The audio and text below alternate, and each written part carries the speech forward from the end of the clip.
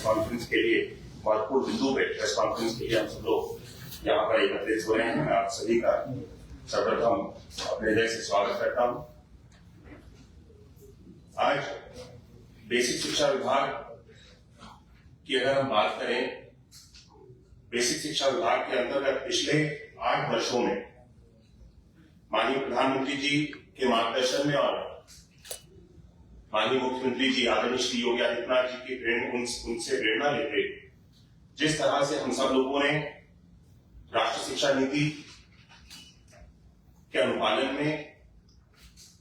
कार्य किया है, अपने विद्यालयों में पठन पाठन की सुविधाओं को बेहतर बनाने के लिए जिस तरह से हम सब लोगों ने प्रयास किए, मुझे लगता है कि आज बेसिक शिक्षा विभाग की स्थिति अगर हम आज से 8 वर्ष पहले से तुलना करेंगे और आज के परिषदीय विद्यालयों से अगर हम तुलना करेंगे तो उसकी स्थिति आज जमीन आसमान का अंतर देखने को मिलता है। आज परिषदीय विद्यालयों में हम हर एक मूलभूत सुविधा को उपलब्ध कराने के लिए पूर्ण रूप से प्रतिबद्ध है। कार्य किया जा रहा है कि हर एक बच्चे को जो उसके लिए शिक्षा का अधिकार, हर एक बच्चे का जन्म सिद्ध अधिकार, उसको उपलब्ध कराने के लिए हर एक सुविधा हर एक बच्चे तक सरकारी स्कूल के माध्यम से हम सब लोग उपलब्ध कराएं। इस दिशा में हम सब लोगों ने बहुत तेजी से कार्य किए और इसका एक सबसे बड़ा उदाहरण है कि 2017 से पहले हम सब लोग देखते थे अपने परिषदीय विद्यालयों में कि बेसिक नेसेसिटीज इंफ्रास्ट्रक्चर की हम लोगों को कमी देखने को मिलती थी और उसके कारण जो अभिभावक होते थे, निम्न वर्ग के गरीब परिवारों के अभिभावक भी परिषदीय और सरकारी विद्यालयों में अपने बच्चों को भेजने से कतराते थे। हमने 19 पैरामीटर्स पे कायाकल्प के अंतर्गत, ऑपरेशन कायाकल्प के अंतर्गत कार्य करना प्रारंभ किया और 11,500 करोड़ रुपए से अधिक की धनराशि से मुझे बताते हुए खुशी है कि हम लोगों ने 19 डिफरेंट पैरामीटर्स पे कार्य करते हुए 96% अपने स्कूल्स को आज सैचुरेट कर लिया है और इसका फलस्वरूप ये हुआ है कि हमारे विद्यालयों में, स्कूल्स में आज सभी मूलभूत सुविधाएं उपलब्ध है। पीने के लिए पेयजल की सुविधा है, क्लासरूम है, टॉयलेट्स है, बच्चों के खाने के लिए व्यवस्था है वहां पे और बच्चों को वहां पे जो नामांकन है, बच्चों का नामांकन के लिए वहां पे आज जो उसका स्तर है वो आज बहुत तेजी से बढ़ा है। और मुझे बताते हुए खुशी है कि इस बार भी लगातार हर वर्ष हमारा स्कूल चलो अभियान का कार्य चलता है और जिसके माध्यम से सभी माननीय मुख्यमंत्री जी जिसका प्रारंभ करते हैं, सभी जनप्रतिनिधि और सभी सामान्य लोग भी इसमें अपना सहभागिता दर्ज करते हैं और जिसके माध्यम से हम सब लोग बच्चों को नामांकित करते हैं। इस वर्ष भी हम सब लोग 27,53,394 बच्चों को सत्र 2025-26 में नए नामांकन करने में इस बार हम लोग सफल हुए। हम हर वो कार्य हमारी सरकार कर रही है जो कि बच्चों को बेहतर शिक्षा की दिशा में लेकर के जाने के लिए, उनके भविष्य को बेहतर बनाने के लिए, उनके भविष्य को उज्जवल बनाने के लिए, बच्चों के लिए सहायक होगा, योगदान होगा, उस निर्णय को हमारी सरकार ले रही है। और जहां तक हम सब लोग बात कर रहे हैं स्कूल्स के पेयरिंग को लेकर, क्योंकि ये आज के समय में सबसे ज्यादा बेसिक शिक्षा विभाग के अंदर चर्चा का विषय बन चुका है। मैं इस विषय में जानकारी देना चाहता हूँ कि पेयरिंग के विषय में हमारी सरकार का निर्णय कोई नया निर्णय नहीं है। ये पेयरिंग की जो प्रक्रिया है काफी लंबे समय से इसके ऊपर चर्चा चल रही थी। 2024 में इस पेयरिंग के विषय में सबसे पहले चर्चा हमारे यहाँ पर प्रारंभ हुई, जिसके ऊपर बैठकें की गई और जिसपे अलग अलग समय पे अलग अलग जगहों पे बैठकों का आयोजित किया गया। विभिन्न जिलों पर भी इसकी जानकारियों को एकत्रित किया गया। उसके बाद में ये सारी जो पेयरिंग की प्रक्रिया है इसको पूर्ण करने के लिए हम सब लोग आगे बढ़े। उत्तर प्रदेश कोई पहला प्रदेश नहीं है जो इस पेयरिंग की प्रक्रिया के साथ में आगे बढ़ रहा है। पूर्व में भी कई प्रदेशों में, क्योंकि एनईपी के अंतर्गत भी संसाधनों के बेहतर उपयोग के लिए इसको उसमें मेंशन किया गया है और अपने संसाधनों को हम किस तरह से बेहतर प्रयोग कर सकते हैं और बच्चों के भविष्य के लिए उसको बेहतर, बच्चों के भविष्य को और उज्जवल बनाने के लिए उसको किस तरह से हम लोग बेहतर इस्तेमाल कर सकते हैं, इसको दृष्टिगत रखते हुए हम ये पेयरिंग का निर्णय लिया गया है। पिछले वर्षों में, पिछले समय में 2014 में राजस्थान में इस पेयरिंग की जो प्रक्रिया है इसको पूर्ण किया गया, जिसके अंतर्गत 20,000 विद्यालयों को पेयर किया गया। मध्य प्रदेश में 2018 में इस पेयरिंग की प्रक्रिया को अपनाया गया, जिसके अंतर्गत पहले फेज में 36,000 विद्यालयों को और लगभग 16,000 समेकित परिसरों को वहां पर निर्मित किया गया। ओडिशा में 2018-19 में इसको किया गया, जिसके अंतर्गत 1800 विद्यालयों को फेयर किया जा चुका है।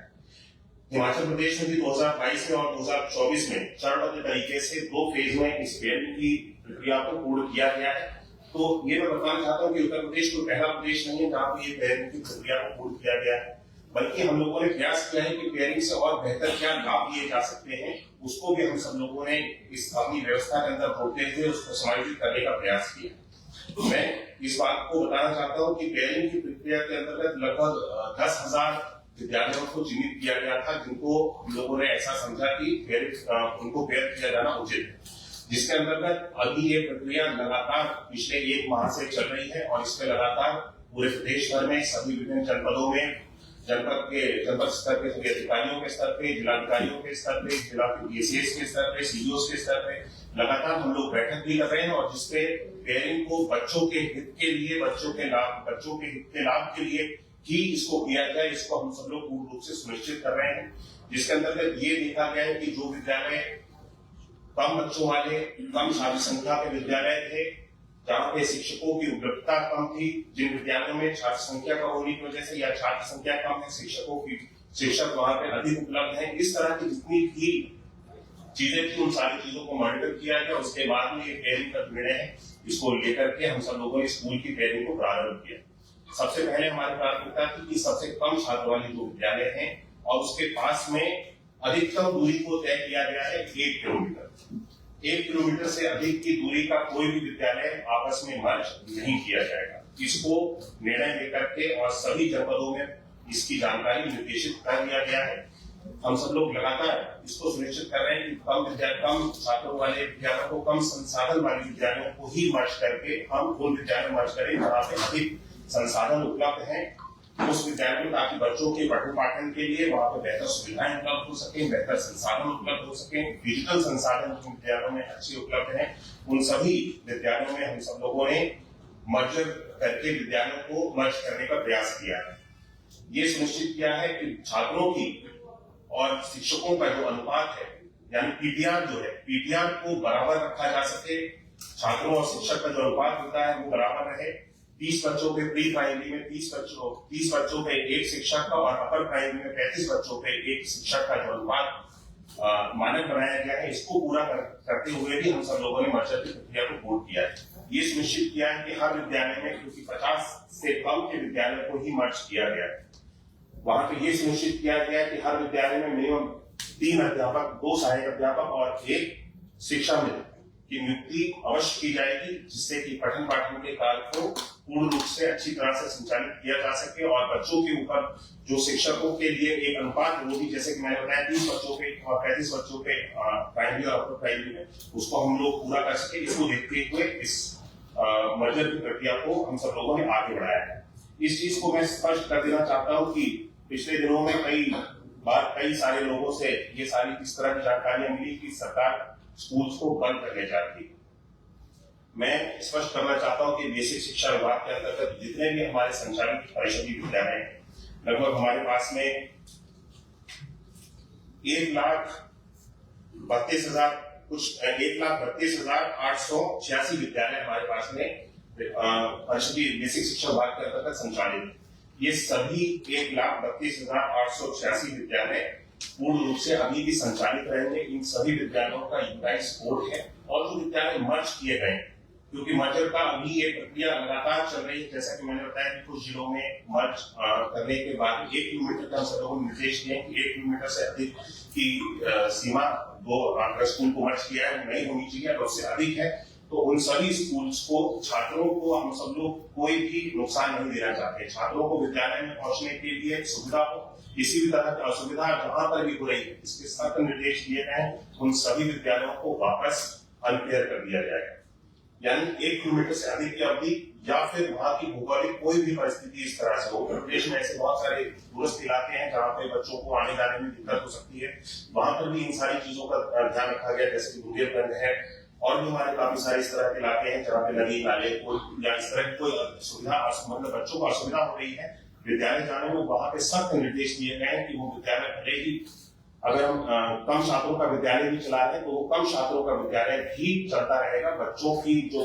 शिक्षा के लिए, उनको बेहतर गुणवत्ता की शिक्षा देने के लिए हमारी प्राथमिकता है, हम उस पर अभी भी कार्य कर रहे हैं। ऐसे स्थानों पे अभी भी वो विद्यालय कम छात्रों की संख्या से भी वो विद्यालय संचालित रहेंगे। और पेयरिंग की जो अनपेयरिंग की व्यवस्था है वो लगातार चल रही है। इसको हम लोगों ने सुनिश्चित कर दिया है, सभी को निर्देशित कर दिया है, क्योंकि पिछले 1 माह से ये पेयरिंग की व्यवस्था चल रही है। अगले आने वाले 1 सप्ताह में इस पेयरिंग के कार्य को पूर्ण रूप से समाप्त कर दिया जाएगा, पूर्ण कर लिया जाएगा और सभी जगहों पे जितनी भी पेयरिंग और अनपेयरिंग का कार्य वो आने वाले 1 सप्ताह में पूर्ण कर लिया जाएगा। और कई जनपदों में हमारे पास अभी एग्जैक्ट नंबर इसलिए मैं आपको नहीं दे पा रहा हूँ कि कितने स्कूल्स को पेयर किया गया है, क्योंकि कई जनपदों में अभी अनपेयरिंग की प्रक्रिया चल रही है। कुछ जगहों पर जहाँ 1 किलोमीटर से अधिक की अवधि पे 1.5 किलोमीटर या 2 किलोमीटर की इस तरह की शिकायत थी, 50 से कुछ अधिक संख्या के विद्यालय भी मर्ज कर दिए गए थे। उन सभी विद्यालयों को छात्र के हित में देखते हुए हम सब लोगों का यही निर्णय है, 50 से कम की संख्या वाले विद्यालय केवल मर्ज किए जाएंगे। और जो छात्र हित में हमारा विभाग अपने हित को देखते हुए इस निर्णय को बिल्कुल भी नहीं लिया गया है। हमारे पास शिक्षकों को पर्याप्त मात्रा में हम सब लोग उपलब्ध कराने के लिए पूर्ण रूप से प्रतिबद्ध है। हर एक विद्यालय में पूर्ण रूप से शिक्षक और जो छात्रों का अनुपात है उसको पूर्ण किया गया है। इसमें हमारा विभाग बहुत गंभीरता से कार्य कर रहा है। और जहां तक पिछले दिनों में कुछ तरह की जानकारियां देखने को मिली कि पदों को समाप्त किया जाएगा, मैं बताना चाहता हूं कि शिक्षकों का एक भी पद समाप्त नहीं किया जाएगा। जो जितने पद स्वीकृत हैं वो सारे स्वीकृत पदों पे जो समान व्यवस्था पहले से चलती चली जाती है वो सारी व्यवस्थाएं चली जाएंगी। हेड के पद को समाप्त करने की बहुत सारे लोगों ने इस तरह की क्रांतियों को फैलाने का प्रयास किया है, तो हेड के पद भी किसी तरह से कोई समाप्त नहीं किए जाएंगे। मुझे लगता है कि बेसिक शिक्षा विभाग के अंतर्गत जिस तरह से पिछले दिनों में हम सब लोगों ने कार्य किया है, हमारे विभाग के ऊपर ये पेयरिंग की प्रक्रिया को प्रारंभ किया गया, जो कि एक अच्छी चीज, अच्छी सोच के साथ ही हम सब लोगों ने इस निर्णय को लेकर के प्रारंभ किया। बच्चों के हित के लिए, बच्चों को बेहतर संसाधन के लिए, पेयर लर्निंग के लिए, बच्चों को ग्रुप लर्निंग के माध्यम से हम लोग बेहतर शिक्षा दे सकते हैं। और बच्चे जब आपस में रह करके, अधिक बच्चे एक विद्यालय में, सोचिए अगर 10 बच्चे पढ़ते हैं और उस विद्यालय में 2 शिक्षक हम लोगों ने नियुक्त कर रखे हैं, तो क्या बच्चा वहां पे आपस में उस ग्रुप में सीखेगा? 10 बच्चों के ग्रुप में बच्चा एक दूसरे से भी देख करके, खेल करके, समझ करके, बात करके बहुत सारी चीजों को सीखता है। और ग्रुप लर्निंग आज के समय में कितनी ज्यादा महत्वपूर्ण है, हम सब लोग इसका महत्व जानते हैं। हम सभी लोगों के बच्चे विद्यालयों में जाते हैं और बच्चे अपने जो ग्रुप के साथ में रह करके सीखते हैं, ग्रुप लर्निंग के साथ में सीखते हैं, वो शायद बच्चों को कहीं और से वो सीख और वो ज्ञान नहीं दिया जा सकता। इसको भी देखते हुए ग्रुप लर्निंग को बेहतर हम सब लोग कर सके, एक मर्जर का निर्णय किया गया ताकि विद्यालय में अधिक से अधिक संख्याओं के बच्चों की, छात्रों की संख्या बढ़े। और जब छात्रों की संख्या किसी विद्यालय में बढ़ेगी तो ये स्वाभाविक है कि उस विद्यालय में शिक्षकों की भी संख्या बढ़ेगी छात्रों की संख्या के हिसाब से, और उसके साथ साथ जो संसाधन बच्चों को उपलब्ध कराए जाते हैं वहां पर उन संसाधनों की भी स्थितियों को बेहतर हम सब लोग कर सकेंगे और संसाधन की अधिक मात्रा में एक विद्यालय में उपलब्ध कराए जाएंगे, जिससे कि बच्चों की लर्निंग को बेहतर किया जा सकेगा। इन सारी चीजों को देखते हुए पेयरिंग को किया जाए, लेकिन फिर भी हमारे विरोधियों द्वारा इस तरह की अफवाहें फैलाई गई कि पेयरिंग से स्कूलों को बंद किया जा रहा है। सरकार चाहती नहीं है कि बच्चों का जो शिक्षा का अधिकार है हर बच्चे का, वो बच्चों से छीना जा रहा है। हम शिक्षा के अधिकार को छीनने नहीं जा रहे, बल्कि उसके शिक्षा के अधिकार को और मजबूती देने के लिए हम इस पेयरिंग के निर्णय के साथ में आगे बढ़े। और ये कोई निर्णय ऐसा नहीं है किसी विद्यालय को पेयर कर दिया तो वो विद्यालय हमेशा के लिए पेयर कर दिया गया। ये छात्रों की संख्या के ऊपर पूर्ण रूप से निर्भर, इसको हम लोग निर्भर है। अगर छात्रों की संख्या भविष्य में आगे बढ़ती है या छात्रों की संख्या अधिक होती है और जिस विद्यालय को पेयर किया गया है वहां पर उन छात्रों के लिए बैठने के लिए, पठन पाठन की व्यवस्था में किसी भी तरह की कोई असुविधा होगी, तो जो हमारे पास अतिरिक्त भवन है, जैसा कि मैंने कहा कि एक भी विद्यालय बंद नहीं होगा, हर एक विद्यालय का जो उनके पास में यूनिक यूराइज कोड होता है, हर एक विद्यालय वो यूराइज कोड हर एक विद्यालय का बरकरार रहेगा। ये विद्यालय आज भी बेसिक शिक्षा परिषद के विद्यालय के तौर पर ही कहलाए जाएंगे और इन विद्यालयों में पठन पाठन का कार्य भी किसी भी विद्यालय में बंद नहीं होगा। भविष्य में कहीं आवश्यकता होगी तो इनमें फिर से हम सब लोग स्कूल की जो सुचारू व्यवस्था है, छात्रों की संख्या अधिक हो जाने पर उनको हम इस्तेमाल कर सकेंगे। जो भवन अभी हम लोगों ने पेयर करने के बाद में भवन खाली हुए, इन भवन को हम सब लोग किस तरह से इस्तेमाल करेंगे इसके बारे में मैं आपको जानकारी देना चाहता हूँ। हम सब लोग जितने भी भवन हमारे इस पेयरिंग की प्रक्रिया के बाद में और अनपेयरिंग की प्रक्रिया पूर्ण हो जाने के बाद में शेष बचेंगे, उन सभी भवनों के साथ में हमारा विभाग, बेसिक शिक्षा विभाग, ICDS विभाग के साथ में मिल करके हम प्री प्राइमरी यानी बाल वाटिका को प्रारंभ करने जा रहे हैं। ये प्रथम वर्ष होगा जो क्योंकि भारत सरकार ने भी कहा है कि 6 वर्ष की आयु से हम कक्षा 1 में बच्चे का दाखिला करें। ये नियम जो है पूरे देश भर में लागू होता है। इसको देखते हुए बच्चों के लिए जो अर्ली चाइल्डहुड एजुकेशन है यानी प्री प्राइमरी एजुकेशन, उससे कहीं ना कहीं बच्चों को हम अपने परिषदीय विद्यालयों में उससे दूर जाते हुए हम सब लोगों ने महसूस किया। इस निर्णय को इसलिए लिया गया कि बच्चों को प्री प्राइमरी एजुकेशन यानी कि अर्ली चाइल्डहुड एजुकेशन बच्चे के लिए कक्षा 1 में सीधा दाखिला लेने से पहले उसके पास में बेसिक नॉलेज इतनी होनी चाहिए, यानी जो एलकेजी, यूकेजी और प्री प्राइमरी जितनी हम सब लोग व्यवस्थाएं देखते हैं सभी स्कूल्स में, प्राइवेट स्कूल्स में जो व्यवस्थाएं बनाई गई हैं, उसी तरह से हम सब लोग अपने परिषदीय विद्यालयों में भी इन सारी व्यवस्थाओं को अब से प्रारंभ करने जा रहे हैं। पूर्व में बाल वाटिका के तौर पे आईसीडीएस डिपार्टमेंट के साथ में इन सारी व्यवस्थाओं को चलाया जाता रहा है, जहाँ पे बच्चों के पोषण ट्रैकर के माध्यम से उनके पोषण की भी देखभाल की जाती थी और बच्चों को वहाँ पे खेलकूद की सामग्री भी जो कि हमारे विभाग के द्वारा काफी सारी सामग्रियां हैं जिनको उपलब्ध कराया जाता था, जिसमें वंडर बॉक्स है, बच्चों के लिए प्ले मटीरियल है, वर्क बॉक्स है, बिग स्टोरी बुक्स हैं, उनके लिए खेलकूद की सामग्री है, जॉयफुल लर्निंग कॉर्नर्स हैं, बहुत सारी चीजें हैं जो आंगनबाड़ी के जो कोलिपित आंगनबाड़ीज हैं जहाँ पे बाल वाटिका को संचालित किया जा रहा था, वहाँ पे बेसिक शिक्षा विभाग के द्वारा पूर्व में उपलब्ध कराया जाता है। इसको और सुदृढ़ और बेहतर हम लोगों ने बनाने का इस वर्ष से प्रयास किया है और 3 वर्ष से लेकर के 6 वर्ष की आयु तक के बच्चों के लिए हम लोगों ने करिकुलम भी बेसिक शिक्षा विभाग के द्वारा एससीईआरटी के द्वारा एक नया करिकुलम तैयार किया गया, जो कि 3 से लेकर के 4 वर्ष की, 4 से लेकर के 5 वर्ष की आयु तक के बच्चों की और 5 से लेकर के 6 वर्ष की आयु तक के लिए 3 अलग अलग हम लोगों ने टेक्स्ट बुक्स और करिकुलम को तैयार किया है बच्चों को पढ़ाने के लिए, जिसके माध्यम से इस वर्ष से बच्चों के पठन पाठन के कार्य को आगे बढ़ाया जाएगा। इन सभी विद्यालयों में हम सब लोग प्री प्राइमरी की क्लासेस को प्रारंभ करेंगे, जितने भी विद्यालय हमारे भवन खाली हुए हैं, और इसके लिए पठन पाठन के लिए हम सब लोगों ने ECCE एजुकेटर्स की नियुक्ति भी प्रारंभ कर दी। ये एजुकेटर्स बच्चों को प्री प्राइमरी में पढ़ाने के लिए वर्ष 24-25 में 10,684 ECC एजुकेटर्स के लिए इनकी नियुक्ति की कार्रवाई को प्रारंभ किया गया था और वर्ष 25-26 में 8,800 ECCE एजुकेटर्स की नियुक्ति के लिए हम सब लोगों ने इसकी प्रक्रिया को प्रारंभ कर दिया। ये सभी एजुकेटर्स नियुक्त हो जाने के बाद में प्री प्राइमरी की जिसकी मैंने बात करी, यानी 3 वर्ष से लेकर के 6 वर्ष तक की आयु तक के जो बच्चे हैं, इनको पढ़ाने के लिए अपना योगदान देंगे। इनके लिए जो करिकुलम तैयार किया गया और जो वंडर बॉक्स के माध्यम से और भी जो सारी चीजें गतिविधियां पहले से जो चलती चली आई है, इन सभी विद्यालयों में सारी गतिविधियों को प्रारंभ किया जाएगा। इसका फलस्वरूप ये होगा कि क्योंकि 6 वर्ष की आयु जो बच्चों के लिए निर्धारित की गई है कक्षा 1 के लिए, उससे पहले अभी तक पिछले समय में ऐसा रहता था कि बच्चे को 4.5 वर्ष की आयु में, 5 वर्ष की आयु में भी कक्षा 1 में दाखिला हो जाता था और बच्चे अपने पठन पाठन के कार्य को प्रारंभ कर देते। लेकिन अब जब 6 वर्ष की आयु को निर्धारित कर दिया गया है, तो उससे पहले बच्चे क्योंकि 3 वर्ष से लेकर के 6 वर्ष तक की आयु में कुछ ना कुछ सीखे, उनका बैकग्राउंड और बेस मजबूत हो सके, इन सारी चीजों को देखते हुए इस निर्णय को लेकर के सभी विद्यालयों में प्री प्राइमरी के क्लासेस को सुचारू रूप से चलाया जाएगा, जिसके लिए हम सब लोगों ने 15 अगस्त तक इसको हम लोगों ने निर्धारित किया है कि जितने भी भवन इस प्रक्रिया को 1 सप्ताह के अंदर हम सब लोग पेयरिंग और अनपेयर की प्रक्रिया को हम सब लोग पूर्ण कर लेंगे और आने वाली 15 अगस्त तक सभी विद्यालयों को, कोई भी विद्यालय ऐसा नहीं रहेगा तो विद्यालय खाली हो जिनको बाल वाटिका के रूप में यानी प्री प्राइमरी के रूप में हम सब लोगों ने कन्वर्ट किया है। अपने परिषदीय विद्यालयों के साथ में जोड़ करके इन सभी विद्यालयों को 15 अगस्त तक हम सब लोगों ने सुनिश्चित किया है कि इसको सुनिश्चित करेंगे कि सभी विद्यालयों में प्री प्राइमरी और बाल वाटिका की जो गतिविधियां हैं वो सारी प्रारंभ हो जाए। मुझे लगता है कि शिक्षक के समायोजन की भी, शिक्षकों के समायोजन की जो अभी प्रक्रिया हम सब लोगों ने हाल ही में पूर्ण की, इसके बारे में भी बहुत सारी चर्चा हुई। मुझे भी ये लगता है कि ये अपने आप में एक बहुत ही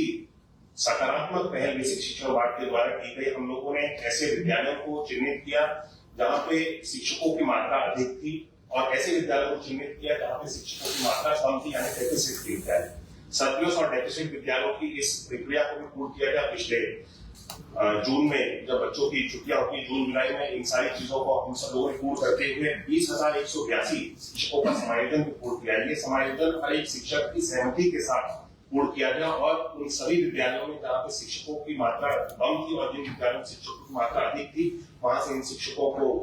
निकाल करके उन विद्यालयों में हम सब लोगों को पहुंचाने में भी हम सब लोग सफल हुए हैं और ये बड़ी अच्छी तरह से सुचारू रूप से इस प्रक्रिया को भी पूर्ण कर लिया गया है। मुझे लगता है कि बाल वाटिका और प्री प्राइमरी में जिस तरह से हम सब लोग इस निर्णय को लेकर के आगे बढ़ रहे हैं, इसमें पूरी तरह से सरकार ये चाहती है कि हम बच्चों के हित को लेकर के आगे बढ़े और फिर भी अगर किसी भी जगह पे किसी भी अभिभावक को किसी भी तरह की कोई शिकायत है, उन सभी शिकायतों को भी सभी जनपदों में बीएसएस के जितने ऑफिस है वहां पे एक शिकायती ग्रीवियंस सेल को फीडबैक के लिए ग्रीवियंस सेल को बना करके चालू कर दिया गया है, जो कि पहले से संचालित है, जहां पर जाकर के कोई भी व्यक्ति कोई भी अभिभावक अगर उसको किसी भी तरह की कोई कठिनाई होती है या इन सारी मर्जर की प्रक्रिया से किसी भी तरह का कोई असुविधा है वो अपनी बातों को बता सकता है। उसकी बातों को सुन करके उन सारी चीजों को तुरंत निर्णय लिया जा रहा है, इसलिए वो निर्देशित किया गया। और जो जैसा कि मैंने पहले बताया आपको, अनपेयरिंग की जो प्रक्रिया है वो एक सप्ताह के अंदर पूर्ण कर ली, अनपेयरिंग और पेयरिंग की जो प्रक्रिया है वो एक सप्ताह के अंदर पूर्ण कर ली जाएगी। उसके बाद में हम सब लोग इस स्थिति में होंगे कि हमारा हर एक विद्यालय छात्रों और शिक्षकों के अनुपात को पूर्ण कर सके। इस दृष्टि की ओर, इस चीज को पूरा करने की ओर हम सब लोग आगे बढ़ेंगे। मुझे लगता है ये सारी चीजें एक सकारात्मक दिशा में आगे लेकर के जाने का विषय है। जिस तरह से पिछले एक माह में इस पेयरिंग की प्रक्रिया को प्रारंभ होने के बाद में हमने जितने भी लोगों के द्वारा इसकी संबंध में भ्रांतियों को और नकारात्मक चीजों को फैलाते हुए सुना है, और खासतौर पर हमारे विरोधी जिनके समय में शिक्षा की व्यवस्था को पूरी तरह से स्टेचर पे ला दिया गया। शिक्षा की व्यवस्था यानी परिषदीय विद्यालयों की बात करें तो किसी भी तरह की कोई सुविधा नहीं, बच्चों के लिए मूलभूत सुविधाओं की कोई बात नहीं होती थी, बच्चों को पाठ्य पुस्तक समय पर पहुंचाने की कोई बात नहीं करता था। आज ये वही सब लोग बात करते हैं कि बच्चों को समय पर पुस्तकें नहीं मिलती हैं, बच्चों की शिक्षा का अधिकार छीना जाता है, बच्चों के लिए बेहतर संसाधन उपलब्ध कराए जाने वाली सरकार के ऊपर ये लोग उंगली उठाते हैं कि ये सरकार बच्चों के भविष्य के साथ में खिलवाड़ कर रही है। जो सरकार बच्चों के भविष्य के साथ में खिलवाड़ करती थी और उनके समय में बच्चों की परिषदीय विद्यालयों की क्या स्थिति थी, उनके ऊपर भी उन सभी लोगों को जो इसके ऊपर टिप्पणियां कर रहे हैं उनको चिंता करने की आवश्यकता है। मुझे लगता है कि ये सरकार का निर्णय, मर्जर का निर्णय छात्रों के हित के लिए है, देश के हित के लिए है। इससे आने वाले समय में हमारे छात्र बच्चे अच्छे भविष्य की ओर आगे बढ़ेंगे। इस सोच को लेकर के हम सब लोग मर्जर की प्रक्रिया सर, इसका डर ये है कि नई जो प्रमोशन है और नई भर्तियां